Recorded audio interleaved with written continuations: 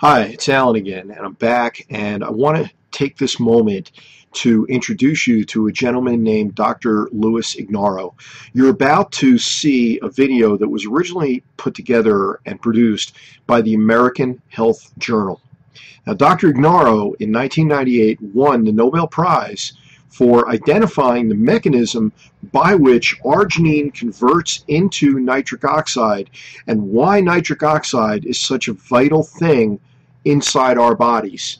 He explains it, he explains the mechanism, and basically he explains why it is that everyone, particularly everyone north of age 40, should be taking arginine in an effort to minimize any risk of ever experiencing the symptoms of heart disease. That's really what this is about, beating heart disease and never having to experience the real symptoms of heart disease. Now, at the end of the video, you're also going to have an opportunity to take a look at a product that I believe is a best in class. I'll tell you right now, you can go out and do some research. You can go to Amazon, you can go research online, you can take a look at competing products. I have, and I have landed on one product in particular that I believe is a best-in-class solution to how do we add arginine effectively, efficiently, and cost-effectively to our diet. So with no further ado, here is the introduction to Dr. Ignarro and the information that you need in order to understand what arginine is and why nitric oxide is a big deal. Thank you. An amazing discovery has proven vital to cardiovascular health: nitric oxide. Our executive producer, Roland Perez, interviewed the winner of the 1998 Nobel Prize in Medicine on this recent discovery. At the David Geffen School of Medicine at UCLA, I had the opportunity to interview Dr. Louis Ignarro. Dr. Ignarro won the Nobel Prize in Medicine for his research into nitric oxide. And now he's using nitric oxide in exciting new treatments for heart disease that produce instant and dramatic results that may lower blood pressure and even reduce cardiac disease. Nitric oxide was a molecule I wasn't studying until the late 1970s. My colleague who shared the Nobel Prize, Fred Murad, had discovered that nitric oxide could elevate the cellular levels of an important signaling molecule called cyclic GMP. And we became interested in how this might occur. We knew that drugs like nitroglycerin, which had been used since the days of Alfred Nobel 150 years ago to treat hypertension and treat heart pain, we knew the drug worked very well, but the mechanism of action was unknown. So we thought that perhaps the nitro part of nitroglycerin might somehow be converted in the body to nitric oxide.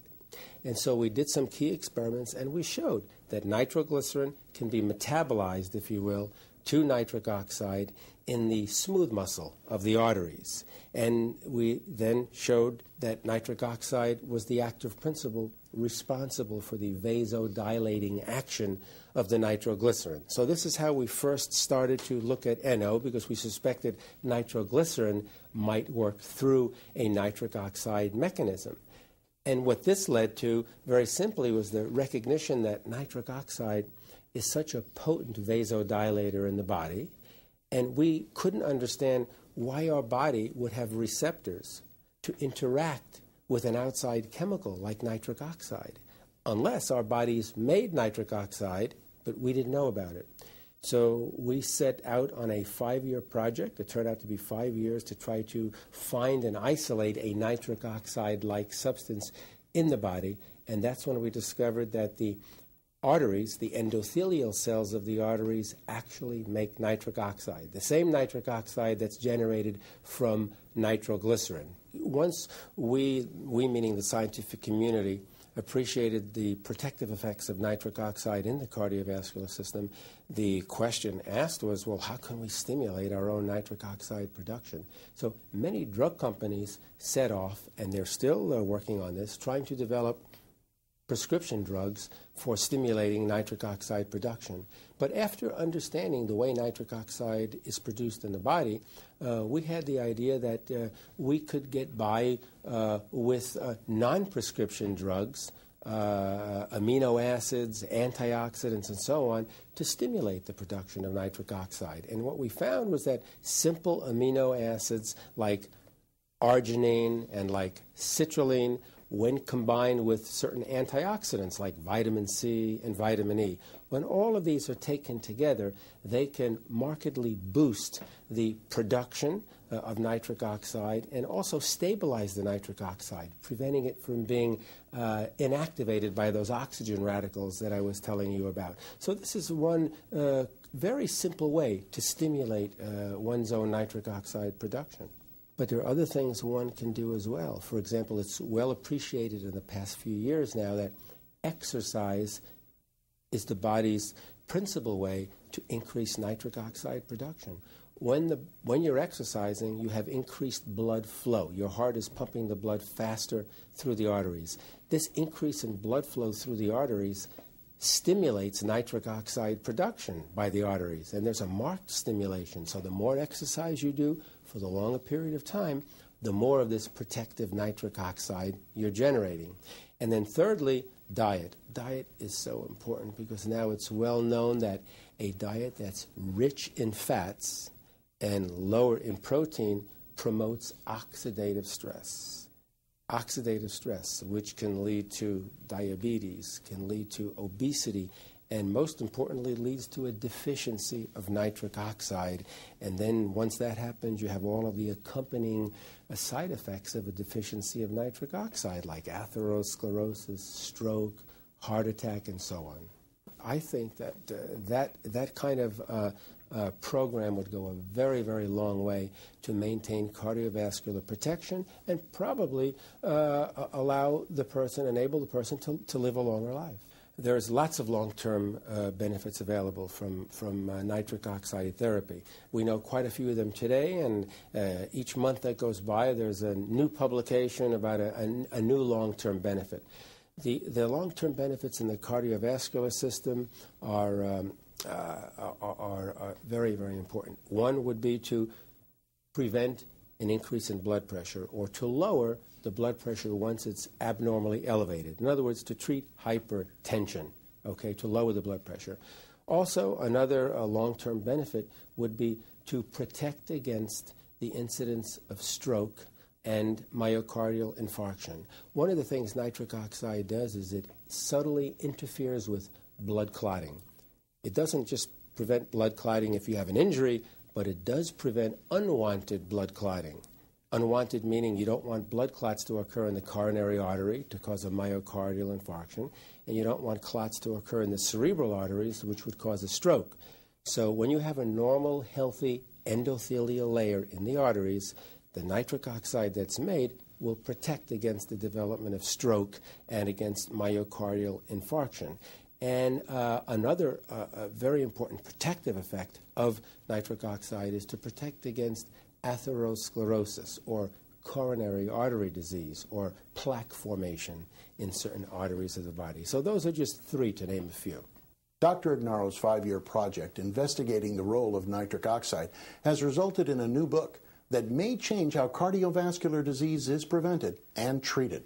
The name of the book is No More Heart Disease, where the NO stands for NO, or nitric oxide.